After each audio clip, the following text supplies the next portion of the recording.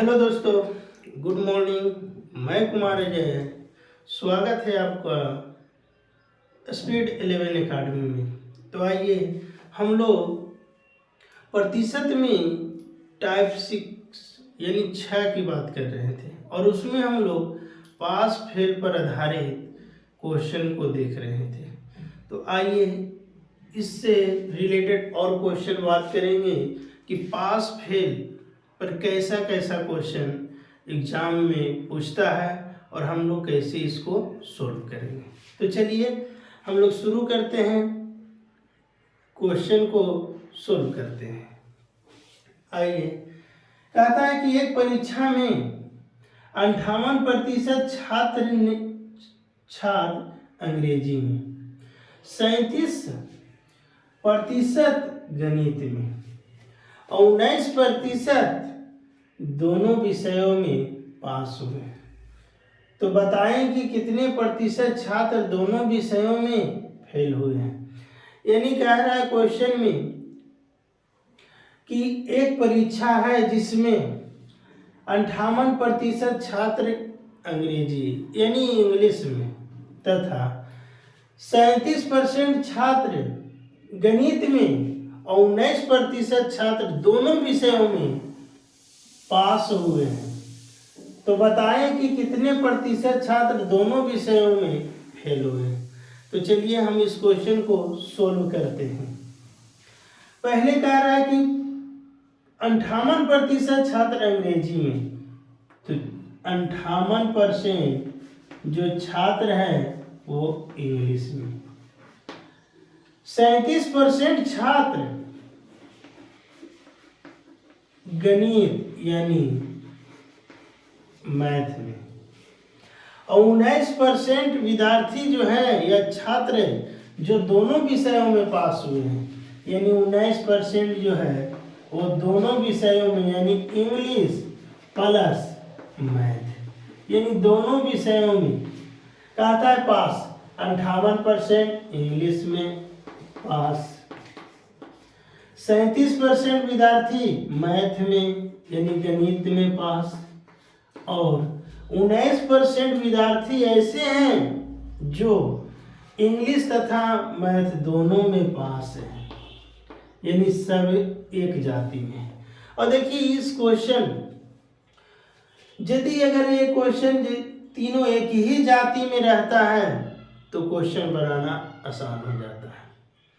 तो देखिए, तो ये पास है इंग्लिश में, ये पास है मैथ में और ये दोनों विषयों में पास हैं, यानी पास पास ये भी पास, एक जात में है, यानी पास की एक जाति है, इसमें कोई फेल नहीं है। यदि अगर एक जाति में है तो क्वेश्चन कैसे बनाएंगे, बहुत आसान है। यानी इसको दोनों को जोड़ देंगे और इसको घटा देंगे, क्वेश्चन बन गया। आइए, अगर ये दोनों को जोड़ेंगे 58 और 37, 8 से 15 और 5 3 8 95 और 95 में यदि अगर 19 घटाएंगे, 15 में से 9 गया 6, 8 में से यानी 76%। ये जो 76% आया तो ये पास है, ये भी पास है, ये भी पास है। तो ये 76% जो निकल करके आया ये दोनों विषयों में पास है। किसमें? तो दोनों विषयों में पास है। तो कह रहा है कि कितने परसेंट विद्यार्थी हैं जो दोनों विषयों में फेल है। जब 76% पास तो क्या 24% फेल हो जाएंगे? तो हाँ, बिल्कुल हो जाएंगे। यानी दोनों विषयों में कितने परसेंट फेल? तो 24% फेल। यही मेरा आंसर हो गया। और क्वेश्चन में भी ये कह रहा कि दोनों विषयों में यदि 19% पास है तो बताएं कि कितने प्रतिशत छात्र दोनों विषयों में फेल है। तो 24% दोनों विषयों में फेल है। यदि एक जाति में रहेगा तभी क्वेश्चन को हम लोग ऐसे बनाएंगे। यदि कभी कभी क्वेश्चन, ये तो एक जाति देख लिए, कभी देगा इंग्लिश में पास है और मैथ में फेल है, इंग्लिश और मैथ दोनों में पास है, ये रहा। ये पास है, ये भी पास है, तो ये फेल है। यदि अगर ऐसा रहता है तो देखिए, तो दो को पास है, तो ये जो फेल है इसको भी हम लोग पास करवा दीजिए, जबरदस्ती पास करवाइए। ये यदि अगर ये 40% फेल है तो 60% पास करवा दीजिए, 60% पास हो गए। अगर ये 50% फेल है तो 50% पास होंगे। यानी एक जाति में अगर फेल है तो सबको फेल करवा दीजिए, तब क्वेश्चन बनाना आसान हो जाएगा। लेकिन हम लोग को सब एक जाति यानी पास है तो सबको पास करवा दिए, फेल किस का जिक्र नहीं कर रहा था। और हम लोग के बोल रहा है कि क्वेश्चन में कितने प्रतिशत छात्र दोनों विषयों में फेल हुए, तो 24% छात्र दोनों विषयों में फेल हुए। आइए हम नेक्स्ट क्वेश्चन की बात करते हैं।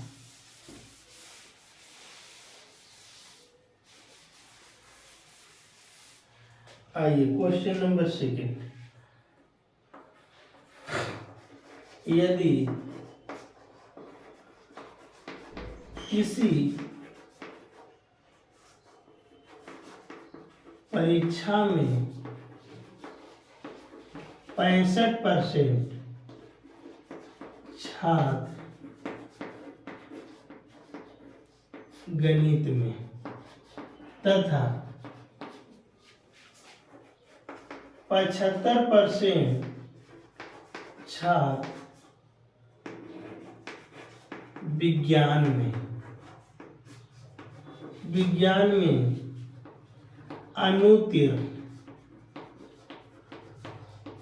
अनुत्तीर्ण हुए हैं, जबकि 52% छात्र दोनों विषयों में अनुत्तीर्ण हुए हैं।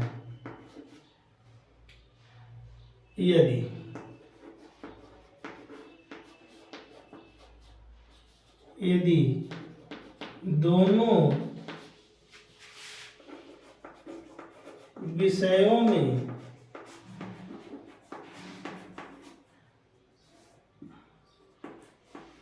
48 छात्र उत्तीर्ण हुए हैं तो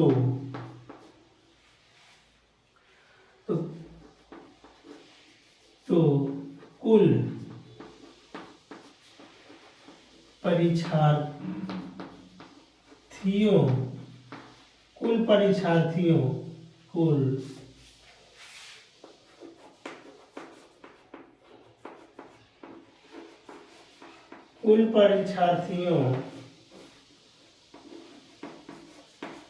की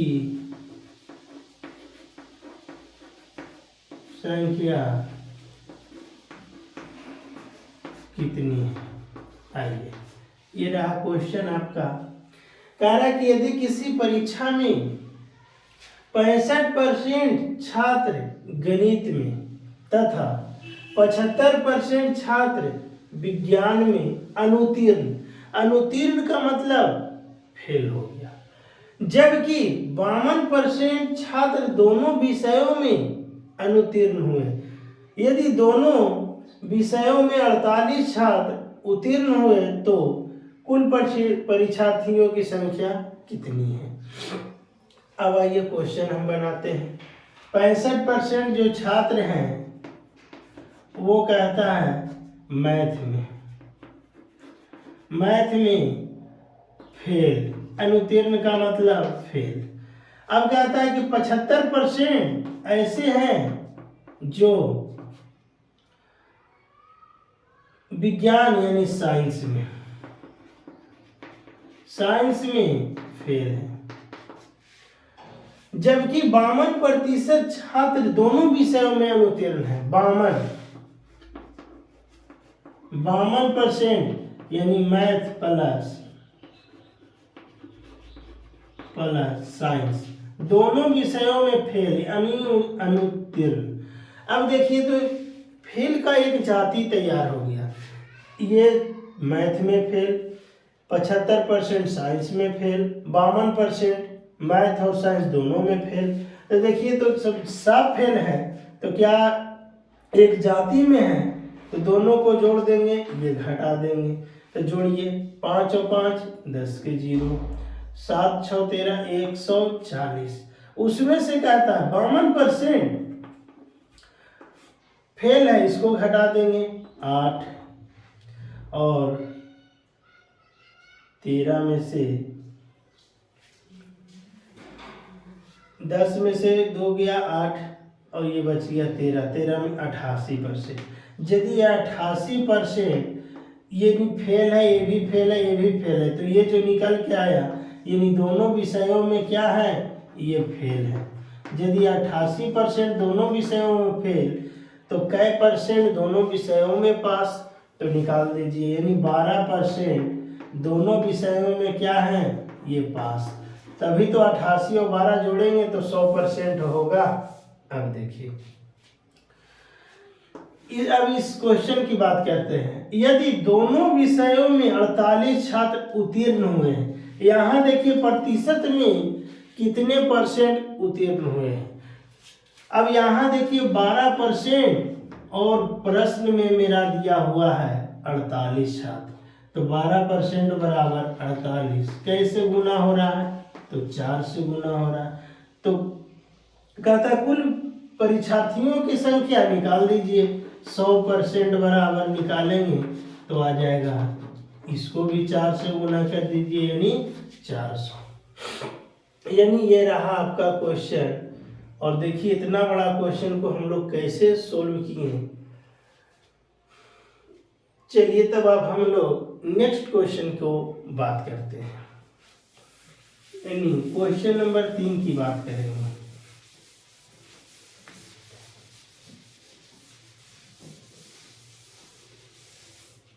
आइए क्वेश्चन नंबर 3। एक परीक्षा में 80% छात्र गणित में 70% छात्र विज्ञान में यानी साइंस में छात्र, इसको भी मैथ कर दीजिए, मैथ 80% छात्र मैथ में, 70% छात्र साइंस में उत्तीर्ण हुए हैं, जबकि 15% छात्र ऐसे हैं जो दोनों विषयों में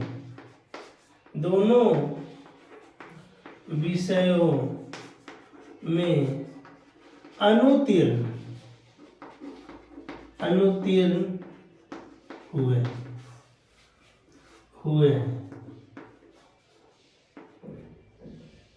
हुए हैं यदि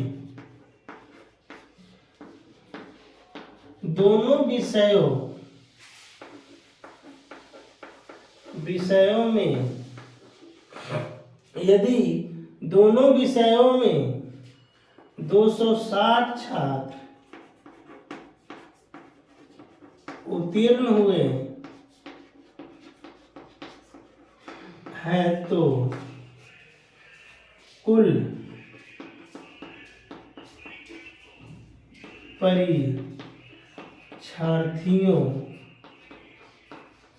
परीक्षार्थियों की संख्या कितनी है। आइए ये रहा क्वेश्चन आपको स्क्रीन पे। कहता है कि एक परीक्षा में 80% छात्र जो है वो मैथ में और 70% छात्र साइंस में उत्तीर्ण, उत्तीर्ण का मतलब पास। अब आइए, जबकि 15% छात्र ऐसे हैं जो दोनों विषयों में अनुत्तीर्ण, अनुत्तीर्ण का मतलब फेल, यानी 15% विद्यार्थी दोनों विषयों में, साइंस और मैथ दोनों विषयों में फेल। यदि दोनों विषयों में 260 छात्र उत्तीर्ण हुए हैं तो कुल विद्यार्थियों की संख्या कितना है? आइए हम लोग बनाते हैं। यानी मैथ में कहता है 70% विद्यार्थी जो है, 70% विद्यार्थी छात्र वो मैथ में, किसमें? मैथ में। ये पहले देख लीजिए कि पास है या फेल। तो देखिए उत्तीर्ण कह रहा है, उत्तीर्ण का मतलब पास। अब आइए, मैथ में पास है, 80% छात्र जो है मैथ में है, 80% छात्र जो है वो मैथ में, ये क्या है? पास है। 70% जो छात्र हैं वो साइंस में है, साइंस में क्या है? वो पास है। और 15% छात्र ऐसे हैं जो दोनों विषयों में है, 15% छात्र जो है वो मैथ प्लस साइंस दोनों विषयों में वो फेल है।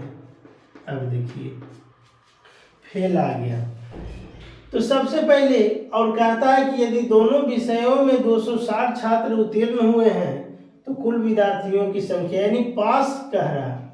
तो देखिए, तो ये 260 छात्र क्वेश्चन में कह रहा है कि पास यानी उत्तीर्ण हुए हैं, लेकिन इसमें देखिएगा, इसमें ये जो है ये वो पास है, मैथ में, साइंस में भी पास है, लेकिन दोनों विषयों में 15% फेल है।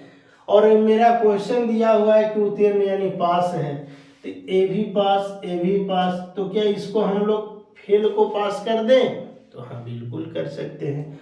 तो आइए, यदि 15% फेल हैं तो 85% क्या हो जाएंगे? वो मैथ प्लस साइंस दोनों विषयों में पास है। अब एक जाति में मिल गए, ए भी पास, ए भी पास, ए भी पास। यदि तब क्या करेंगे? ये दोनों को जोड़, इसको घटाओ।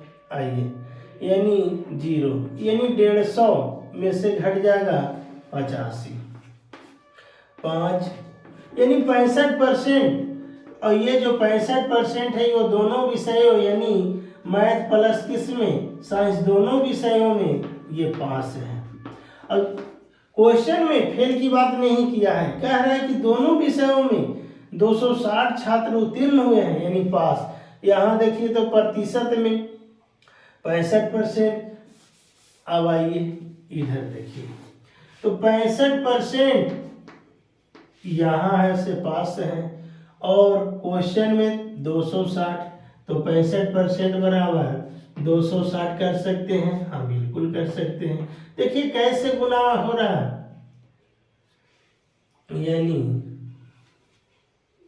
यानी 4 से गुना हो रहा है, यानी 5 चौको 20 के 0, 6 चौको 24 और 2 26, यानी 100% बराबर कुल विद्यार्थियों की संख्या निकालना है।